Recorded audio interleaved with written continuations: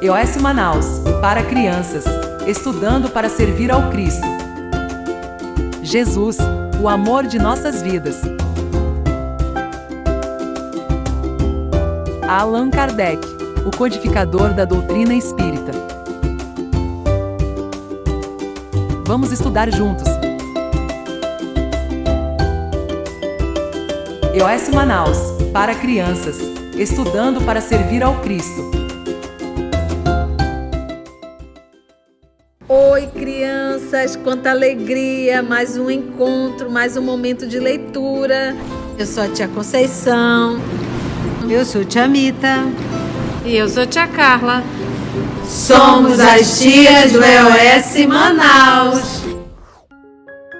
Tia Mita, nós vamos iniciar fazendo a nossa prece, mas eu gostaria que depois a senhora lembrasse um pouquinho do que nós estudamos na nossa última parábola. Mas antes, vamos pedir para a tia Carla fazer a nossa prece de gratidão a Jesus. Jesus, nosso amigo, muito obrigada por essa oportunidade de podermos escutar as tuas palavras, as tuas histórias que tu utilizastes para que pudéssemos compreender. Ajuda-nos a compreender as verdades do reino de Jesus, do reino de Deus. E que possamos utilizar essas histórias e esses ensinamentos aqui na nossa casa, na escola, com o papai e com a mamãe. E fica conosco todos os dias, para que não nos esqueçamos de Ti. Que assim seja. Que assim seja. Como foi, tia Mita? A nossa última leitura foi a parábola do credor incompassivo. Para relembrar, que parábola é uma história que compara os fatos da vida do cotidiano e tem uma lição para a gente aprender. Então Jesus contou a história que um senhor devia para o rei, os donos das terras, uma grande soma. E o rei foi cobrá-lo, ia vender a esposa dele, a família dele, todinha para pagar a dívida. Aí ele se ajoelhou e pediu perdão e o rei perdoou. Disse que estava perdoado a dívida. Quando ele estava saindo das terras do rei, ele encontrou um que devia para ele muito menos dinheiro do que ele devia para o rei. E ele agarrou esse e ficou cobrando. E esse outro também pediu perdão dele, para ele ter paciência, que ele estava tendo umas dificuldades, mas que ele ia pagar. E ele disse que não e mandou prender. Os amigos desse que ele mandou prender, ouvindo isso, foram contar para o rei o que ele tinha feito com o outro. E o rei chamou ele de servo infiel, porque ele tinha perdoado a dívida. Por que ele não perdoava também do irmão? Se ele precisou de perdão, né? Custava ele também ter perdoado, né, tia Mita? Isso mesmo. E aí o rei disse que agora também ele ia ficar preso até pagar o último centavo que ele devia. Hoje nós vamos conhecer a parábola do rico insensato. Que palavra difícil, tia Carla, insensato? O que é insensato, tia Carla e tia Mita? Insensato é que não pensa muito, que não tem juízo. Cabeça vazia? Cabeça vazia. Então vamos lá. Havia um homem muito rico, cheio de dinheiro, que possuía muitas e muitas terras. Centenas de escravos trabalhavam nessas terras. O escravo recebe dinheiro? Não. Por isso é que é chamado escravo.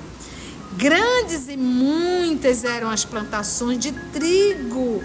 O trigo faz o quê, tia Mita, tia Carla? Faz pão, bolacha, bolo, pizza. Já me deu foi fome.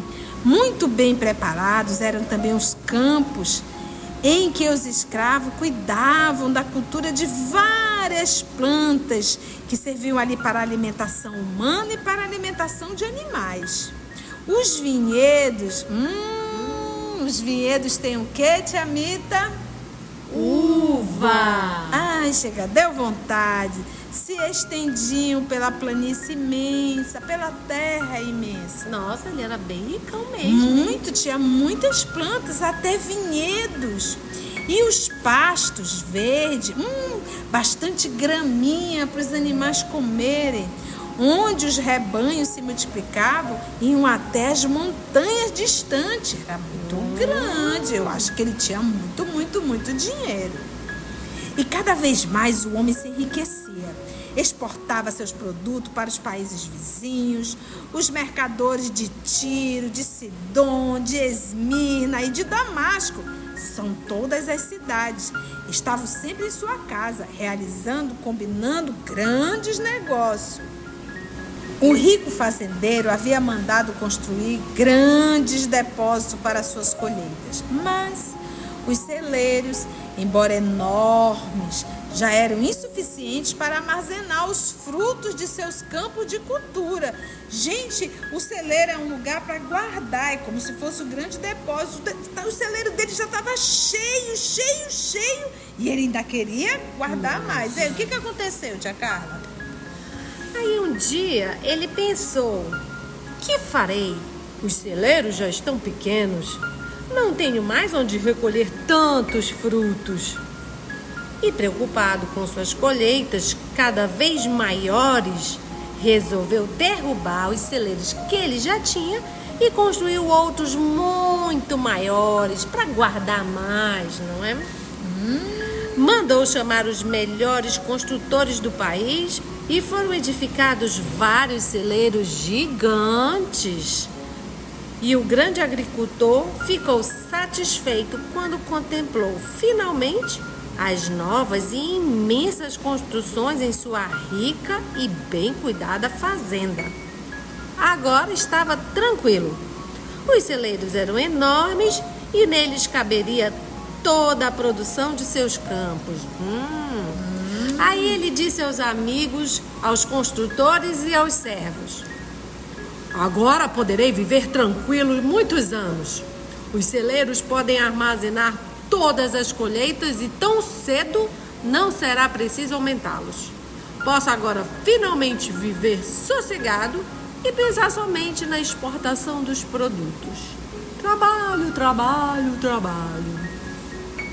Só que de noite, muito satisfeito, antes de deitar-se, ao invés de orar, raciocinava e dizia a si mesmo: ó alma, tens em depósito muitas riquezas para muitos e muitos anos. Descanse, come, bebe e alegre-se.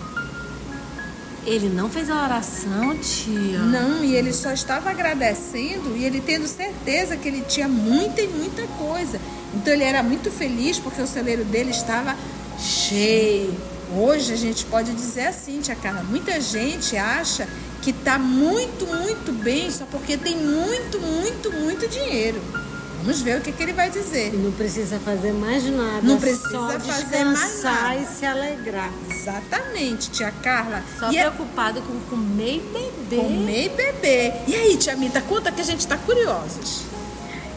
E aí, nesta noite, o rico, muito orgulhoso de sua riqueza, se deitou, confundindo o corpo e a alma. Tão grande era sua ignorância das coisas espirituais. Deitou-se sem um pensamento para Deus, como disse a Carla, sem uma oração. Só imaginava que poderia, daquele dia em diante, viver sem preocupações, pois teria riquezas acumuladas para muitos anos.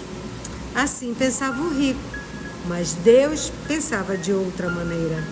O rico pensava que era inteligente, mas Deus achava que ele era simplesmente um homem sem juízo. E nessa mesma noite, após a inauguração dos celeiros e os pensamentos de orgulho do rico, Deus disse: O que Deus falou, tia Carla, tia Mita? insensato, esta noite tua alma será chamada, e o que tanto juntar-te, para quem será? Ele vai ter que deixar tudo. Porque Deus chamou, então ele vai desencarnar. E ele vai deixar tudo aquilo que ele guardou. Lembra que ele mandou destruir os celeiros menores e construir um celeiro enorme para poder acumular bastante Só ali. preocupado com as coisas. Só preocupado com as coisas materiais. E se a gente só leva o que está no coração, parece que ele não vai levar muito. Porque ele não tem muita coisa no coração, ele só pensou em acumular coisas no Sabe o que celeiro. aconteceu? O que, tia Mita? O que, tia Mita? E sem que ninguém soubesse como, nem a que hora, nessa noite, o rico morreu sem um gemido e sem uma prece no seu leito luxuoso. E o celeiro, e a casa, e os pastos, e tudo aquilo que ele acumulou. E o futuro, como ficou, tia? Vamos ver. Seus planos de tranquilidade, porque lembra que ele estava guardando tudo pensando no futuro, porque ele tinha certeza que ele ia viver muito.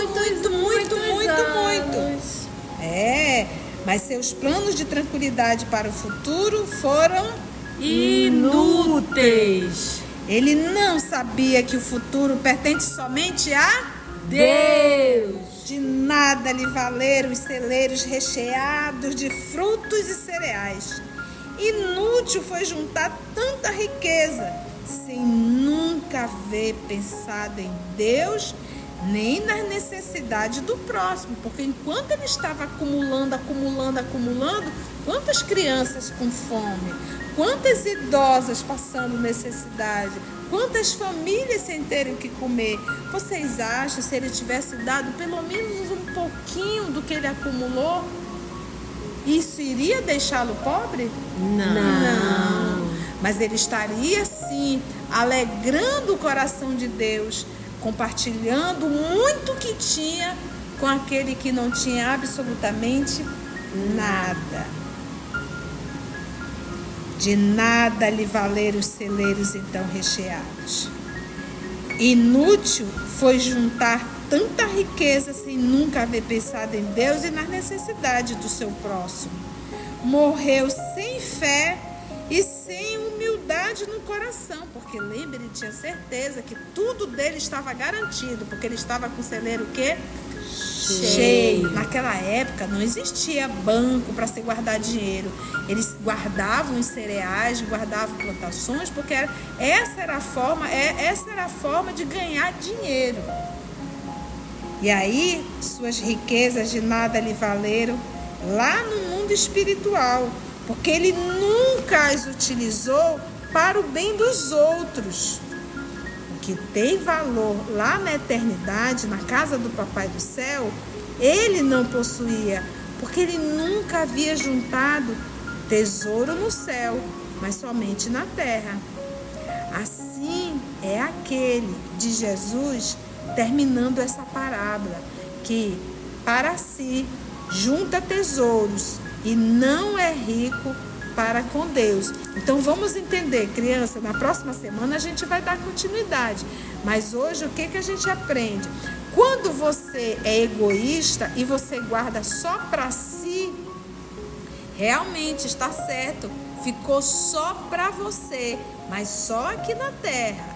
Quando você for para o mundo espiritual, você não vai levar o que você guardou para si só aqui na terra, porque são apenas coisas materiais e a gente não leva para o céu.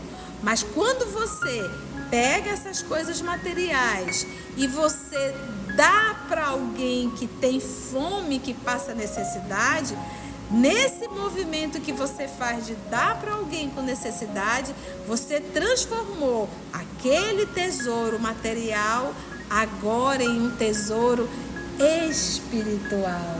E aí, o tesouro espiritual você poderá levar com você para onde? Para o reino de Deus. Então, tudo aquilo que eu guardo só para mim, eu não vou levar para o reino de Deus. Mas tudo aquilo que eu aprendo e que dou para compartilhar com aqueles que precisam, esse sim eu levo para o reino de Deus. E na próxima semana, crianças, nós vamos ouvir o finalzinho dessa parábola que o tio Clóvis Tavares vai explicar pra gente. Certo, tia Mita? Certo, tia Carla? Certo, tia Ceissa. Então, até o nosso próximo encontro.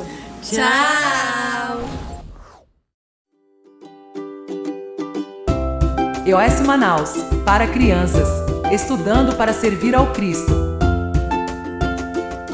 Visite nosso site em www.eosmanaus.org. No YouTube procure o canal EOS Manaus.